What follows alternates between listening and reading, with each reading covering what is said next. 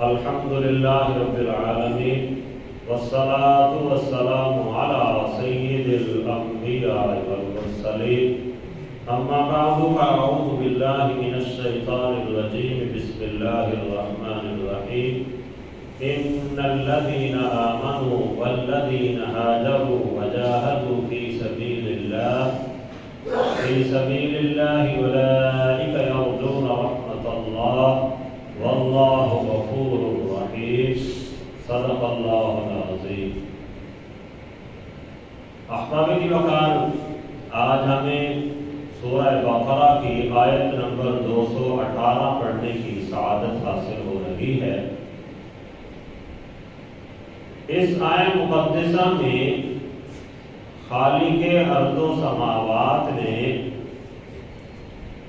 بندے کے اعمال میں سے 3 بڑے اہم اعمال کا تذکرہ فرمایا۔ ان میں سے ایک عمل یہ ہے کہ جو بندہ ایمان لانے کے بعد اللہ کی رضا کی خاطر ہجرت کرے، اللہ کے راستے میں جہاد کرے، اور پہلی چیز جو بندہ ایمان لے آئے، تو یہ تینوں چیزیں، تینوں اچھے اعمال کرنے کے بعد پھر فرمایا کہ ایسے لوگ اللہ کی رحمت کے امیدوار ہیں۔ ارشاد فرمایا ان الذین آمنوا، وہ لوگ جو ایمان لائے، والذین ہاجروا، اور وہ جنہوں نے اللہ کی رضا کی خاطر ہجرت کی، وجاہدوا فی سبیل اللہ، اور اللہ کے راستے میں جہاد کیا، اولئک یرجون رحمت اللہ، فرمایا یہ وہ لوگ ہیں کہ جو رحمت الہی کے امیدوار ہیں، واللہ غفور رحیم، اور اللہ تعالی بڑا بخشنے والا اور مہربان ہے۔ تو احباب کی وقار، اس آیت مقدسہ کے شان نزول کے حوالے سے مفسرین کرام نے بیان فرمایا کہ حضرت عبداللہ بن جحش رضی اللہ تعالی عنہ، ان کی جماعت نے جب غلطی سے رجب کے مہینے میں قتال کر لیا، پچھلی آیت میں ہم اس پہ بات کر چکے ہیں کہ حضرت عبداللہ بن جحش رضی اللہ تعالی عنہ آپ کی قیادت میں ایک لشکر گیا تھا ایک جگہ پہ جہاد کرنے کے لیے، اور انہوں نے سمجھا کہ شاید آج جمادی الاخری کا آخری دن ہے، لیکن اتفاق سے وہ رجب کا پہلا دن تھا اور انہوں نے جہاد کر لیا۔ وہ تو معاملہ ہو گیا، لیکن جب یہ سارے معاملات ہو گئے تو لوگوں کے دلوں کے اندر ایک خیال آنے لگا کہ رب تعالیٰ نے ہماری اس خطا کی وجہ سے ہمیں معافی تو عطا فرما دی، لیکن جو ہم نے جہاد کیا ہے اس کا ثواب ہمیں ملے گا یا نہیں ملے گا؟ بعد نے کہا کہ اس کا ثواب ختم ہو گیا، ضائع ہو گیا، کیونکہ اس میں غلطی ہوگی، اور بعد نے کہا کہ اس کا اجر و ثواب ملے گا۔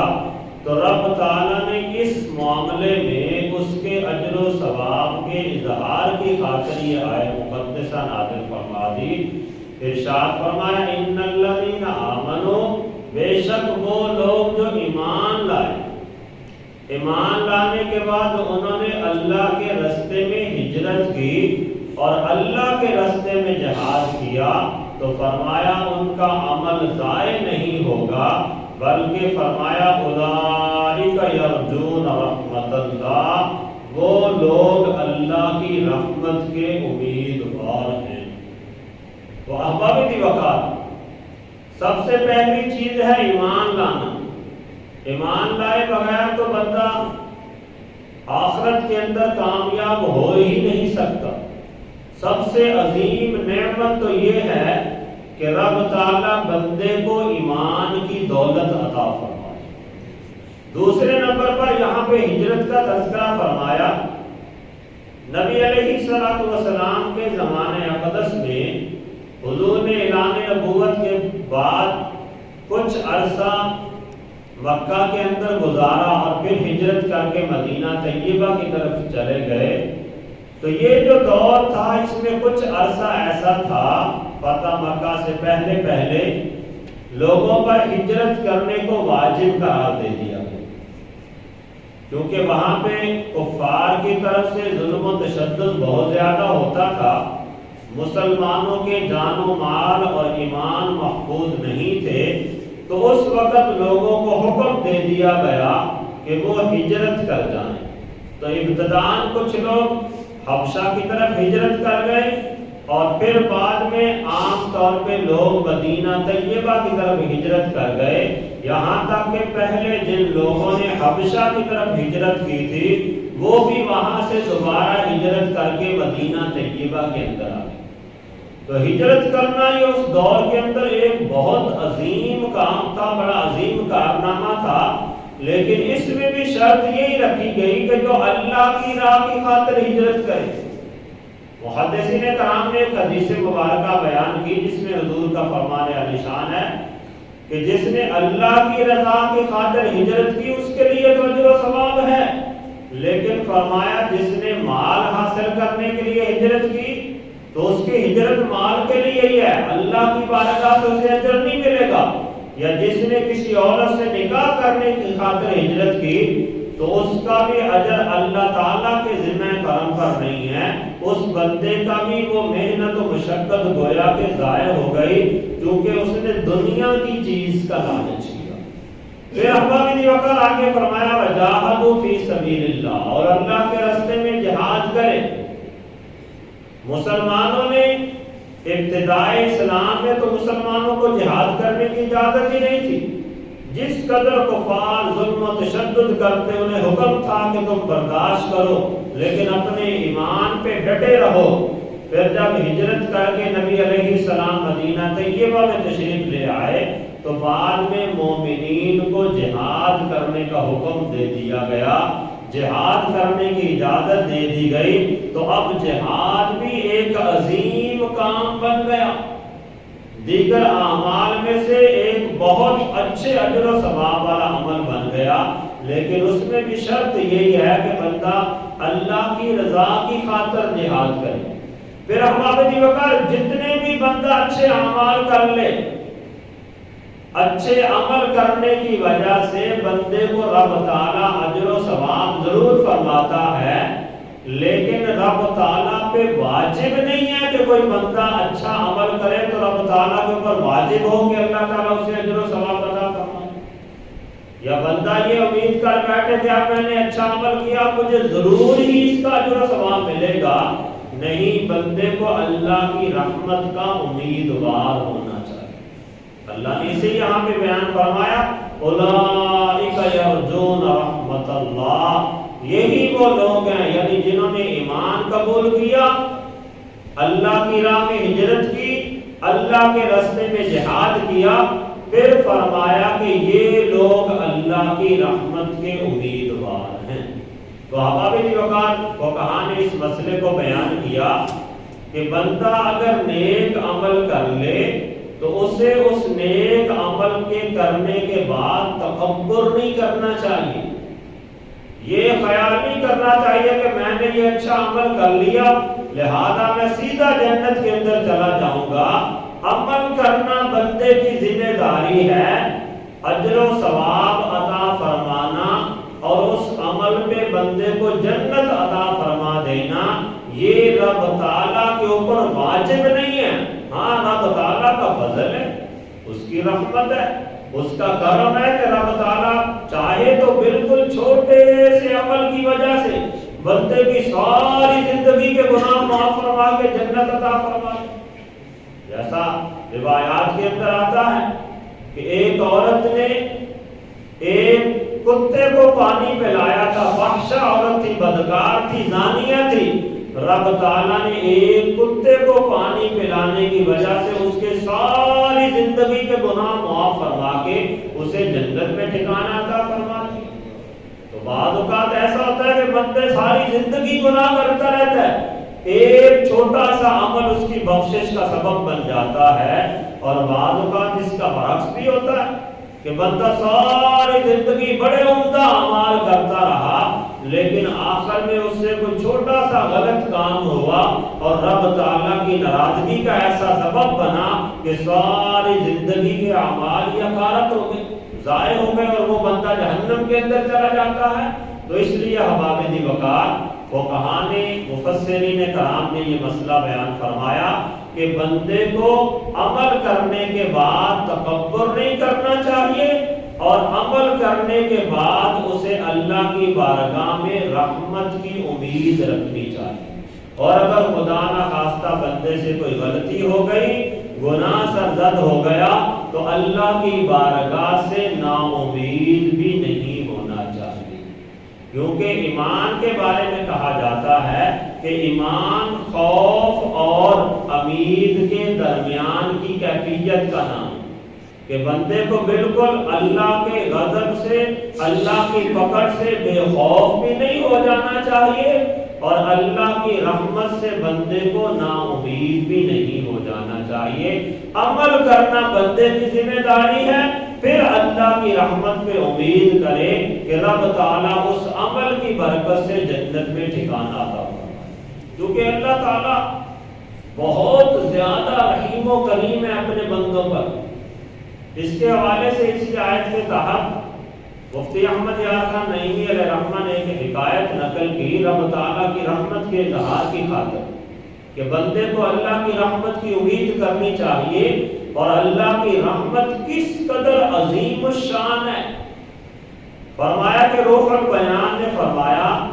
ایک دن حضرت ابو عمر رحمۃ اللہ تعالی علیہ نے دیکھا کہ ایک جوان کو پولیس نے گرفتار کر لیا،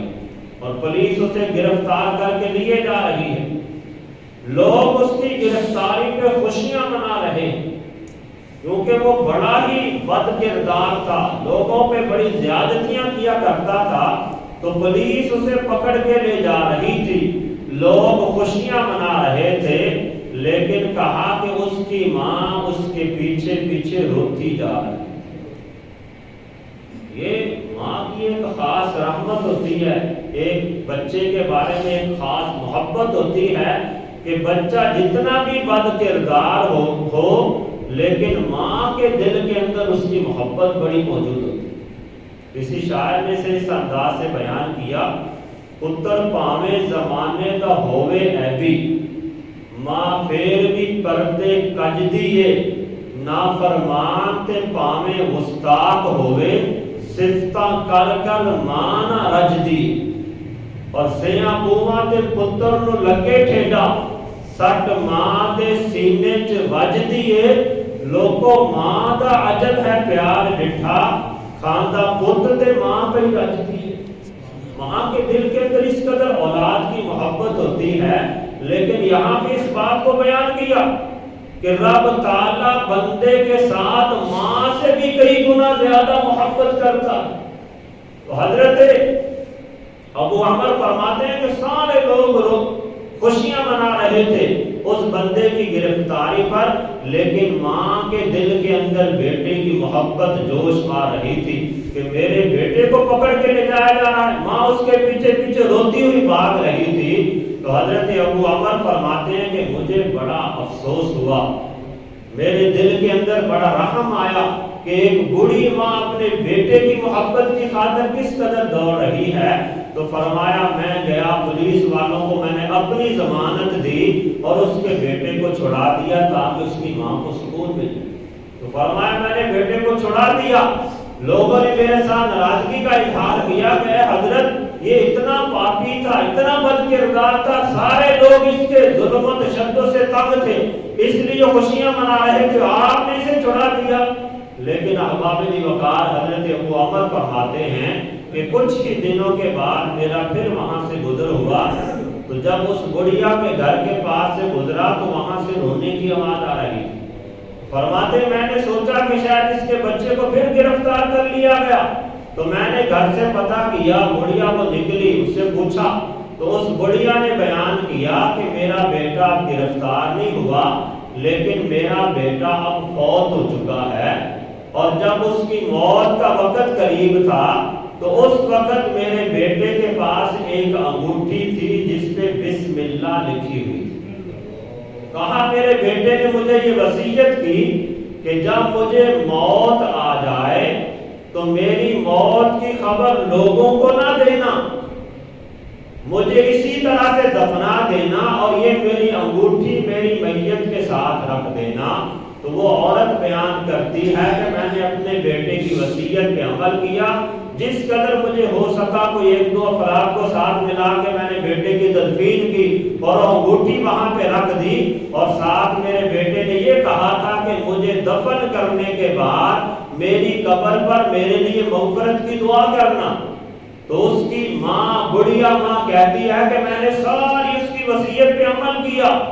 اسے دفن کیا، اس کی انگوٹھی کو اس کی قبر کے اندر رکھ دیا، اور جب فرمایا قبر کو بند کر کے میں اپنے اس بیٹے کی قبر پر مغفرت کے لیے دعا کرنے لگی تو قبر میں سے آواز آئی، اے ماں تو واپس چلی جا کیونکہ میرا رب مجھ پر تجھ سے بھی زیادہ مہربان ہو گیا۔ یعنی رب تعالیٰ اس قدر رحیم و کریم ہے، جس طرح ماں بیٹا جتنا بھی بد کردار ہو لیکن ماں کے دل کے اندر اس بیٹے کے لیے شفقت اور محبت موجود ہوتی ہے، ایسے ہی بندہ جتنا بھی گناہگار ہو جائے رب تعالیٰ کا تو بندہ ہی ہے نا، رب تعالیٰ پھر بھی اپنے بندوں پر رحم و کرم فرماتا ہے، اور بعض اوقات چھوٹے سے عمل کی وجہ سے رب تعالیٰ کی رحمت جوش مارتی ہے اور اللہ تعالیٰ اس بندے کو جنت میں ٹھکانہ عطا فرما دیتا ہے۔ تو اس لیے احباب وقار مفسرین کرام نے بیان فرمایا کہ اچھے اعمال بندے کو کرنے چاہیے، اچھے اعمال کر کے بندے کو تکبر نہیں کرنا چاہیے کہ میرے بڑے اعمال ہیں میں تو سیدھا جنت پہ چلا جاؤں گا، بلکہ اسے اللہ کی رحمت پہ امید کرنی چاہیے کہ اللہ اس میرے نیک اعمال کی وجہ سے مجھے جنت میں ٹھکانہ عطا فرمائے گا۔ لیکن فرمایا کہ عمل اچھے کرے ہی نہ اور ایسے ہی امید لگا کے بیٹھ جائے تو یہ بے وقوفی ہے، یہ حماقت ہے۔ بندے کی ذمہ داری یہ ہے کہ بندہ اعمال کرتا جائے، اجر و ثواب رب تعالیٰ نے دینا ہے، رب تعالیٰ کی رحمت پہ امید رکھے کہ رب تعالیٰ اس کے اعمال کو قبول فرمائے گا اور اس کے توسل سے رب تعالیٰ اپنے خاص فضل اور عنایت سے بندے کو جنت عطا فرمائے گا۔ اللہ تعالیٰ ہم سب کو عمل کرنے